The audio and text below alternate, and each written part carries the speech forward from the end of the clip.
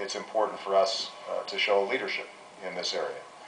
I think the clean energy dialogue is an extraordinary beginning because right now there are no silver bullets to solve all of our energy problems. We're going to have to try a whole range of things.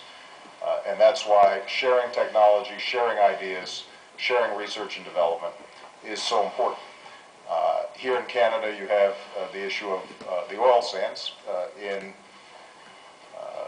In the United States, we have issues around coal, for example, which is extraordinarily plentiful and runs a lot of our power plants. And if we can figure out how to capture the carbon, that would make an enormous difference in how we operate. Right now, the technologies are at least not cost effective.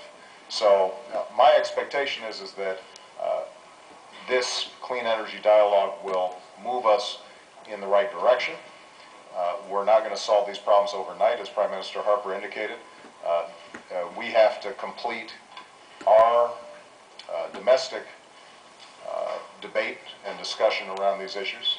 My hope is that we can show leadership so that by the time the international conference takes place in Copenhagen, that the United States has shown itself committed and ready to do its part.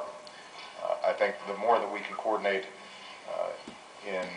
with Canada as well as Mexico, a country that has already shown interest in leadership on this issue. And when I spoke to President Calderon, he indicated this is an area of interest to him. The more that within this hemisphere we can show leadership, I think the more likely it is that we can draw in countries like China and India, whose participation is absolutely critical for us to be able to solve this problem over the long term. And as Prime Minister Harper suggested, there are going to be a number of different ways to go after this problem. We've suggested a cap-and-trade system. There are other countries who've discussed the possibilities of a carbon tax. I think there's no country on earth that is not concerned about balancing dealing with this issue on the environmental side and making sure that in the midst of a severe recession that it's not having too much of an adverse impact on economic growth and employment.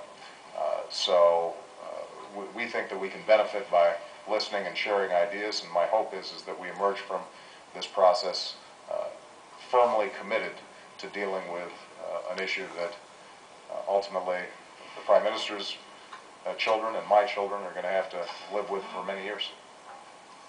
With Jonathan